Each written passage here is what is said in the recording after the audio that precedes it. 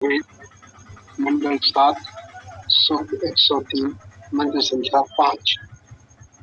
ओम यदेशामन्यो अन्यन्य वाचं सात्तस्येव भगति सूक्ष्माणः सर्वतदेशां समृद्ध पर्व यत्सुवाचो ददथानाध्यक्षु यदेशामन्यो यत एषाम् अन्यो अन्यन्य और दूसरों से अलग, यदेशाम्यत जो कि एशाम उनके, अन्य दूसरे से, अन्यन्य अन्य दूसरों के अलावा, वाचम वाणी को, सत्तास्येव सत्तास्य इव सत्ता शक्ति शक्ति धातु शक्तिमान अर्थात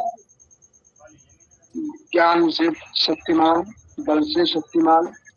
इस तरह से जो व्यक्ति अपने आप को सुदृढ़ बनाए हुए है उसके समान वदत कहता हुआ, शिक्षमाणा शिक्षा देता हुआ,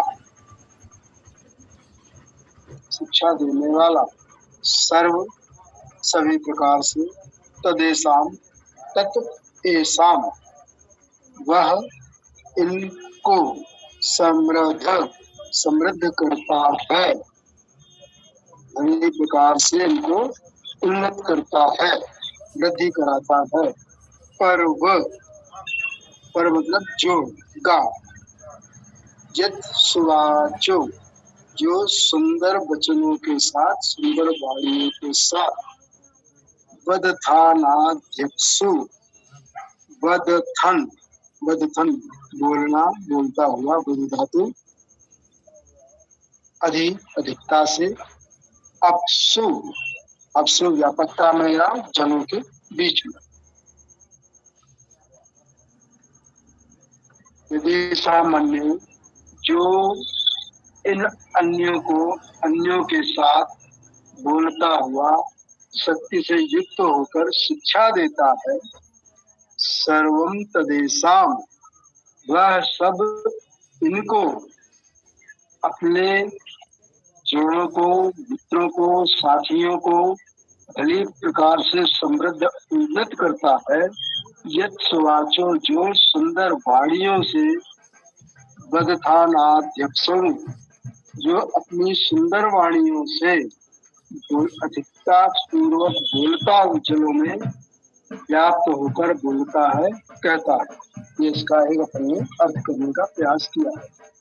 इसमें पुस्तक में दिया गया है भावार्थ इसका, परमात्मा उपदेश करता है कि जिस प्रकार जन जंतु एक दूसरे की चेष्टा से शिक्षा लाभ करते हैं और एक ही प्रकार की भाषा सीखते हैं, इस प्रकार तुम परस्पर शिक्षा लाभ करते हुए एक प्रकार की भाषा बोलो। इसको दूसरे पुस्तक में पढ़ते हैं डॉक्टर गंगा साहब शर्मा की, उसमें इस तरह से अर्थ किया गया है, जब एक मेढक दूसरे के शब्द का इस तरह अनुकरण करता है जिस तरह शिष्य गुरु के शब्द दोहराता है, एवं अविकल अंगों वाले होकर जल के ऊपर उछलते हुए सब मेढक शब्द करते हो, हे मेढको, क्योंकि यहाँ पर अपना देवता इसमें मंडूक है तो इसको मेढक बोलते हैं, तो हे मेढको, उस समय में तुम्हारे शरीर के सभी जोड़ ठीक हो जाते हैं, जैसे अपने घुटने हैं, टखने हैं, तो उसी तरह से मेढकों के बारे में कह रहे कि उनके जो जोड़ पर्व है वो ठीक हो जाते हैं, उनकी क्रियाकलापों से, क्रियाशील होने से। धन्यवाद।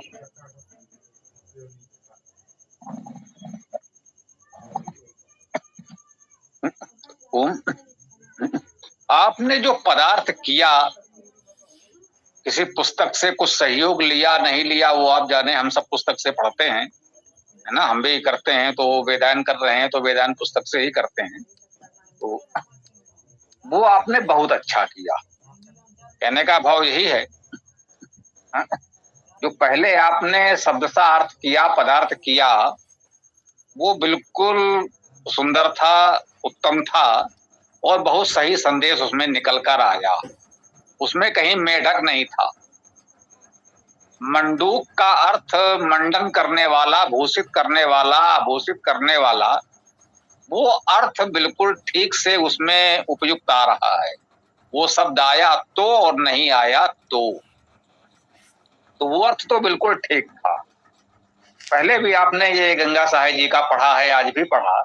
तो आज जब आप गंगा साहब जी का पढ़ रहे थे तो मुझे ऐसा लग रहा था कि उसका इस मंत्र से जैसे कोई संबंध ही ना हो। उसमें मेरे मन में एक विचार आया कि आपसे ये निवेदन करें कि गंगा साहब जी वाला ना ही पढ़ा जाए तो अच्छा है, क्योंकि मंत्र से उसका कोई संबंध ही नहीं। वो कहाँ तालाब के मेढकों में उछलने कूदने लगते हैं और कहाँ यहाँ वेद की चर्चा हो रही हो। वेद की अर्थ गंभीरता भी है, उसकी एक गरिमा है। वेद जो बात करेगा वो किस उच्च स्तर से करेगा, उसको इस स्तर पर ला करके मुझे लगता है कि ये थोड़ा वेद के साथ न्याय नहीं होगा।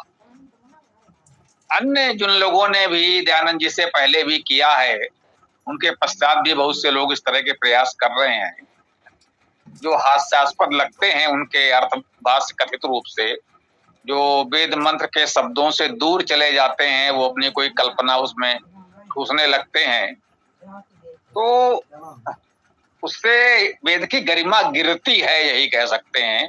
उसको जो हम वेद का अर्थ कहेंगे, मान लीजिए कोई संस्कृत को उसने न पढ़ पाए, केवल अर्थ पढ़ ले, तो उसके मन में क्या छवि बनेगी कि वेद किस विषय की पुस्तक है, भैया वेद में क्या बातें हैं। तो वो स्थिति बहुत विचित्र हो जाती है।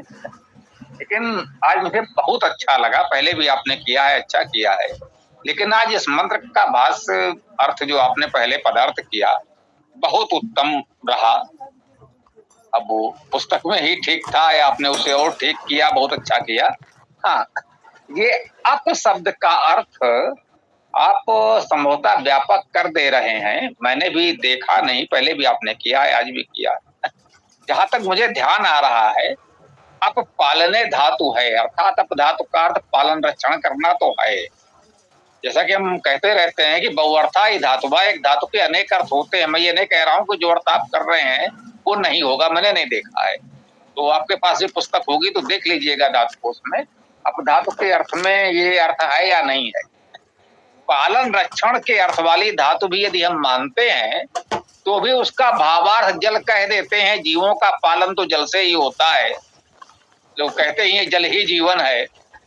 तो जीवों का पालन जिस जल से हो रहा है, अपा का अर्थ या उसका भावार्थ ये लोगों ने जल कर दिया है, तो ठीक है, भावार्थ ग्रहण किया जा सकता है, शब्दार्थ तो नहीं है।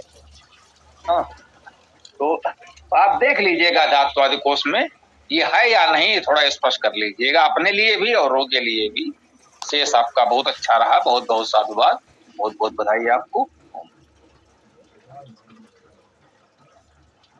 इसमें स्वामी जी, हालांकि दूसरी कोई पुस्तक साथ में है नहीं, गंगा साहब वाले में ऐसा कुछ है ही नहीं, तो जो इसमें मुझे याद आता गया उनका मैं उसमें धातु अर्थ बताता गया।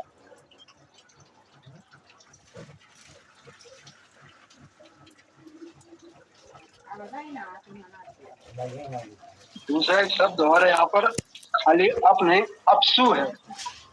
तो अपसु को अपन व्यापकता, जल आदि का इस्तेमाल करते थे, और यहाँ पर उन्होंने जलों के मध्य में लिया हुआ है।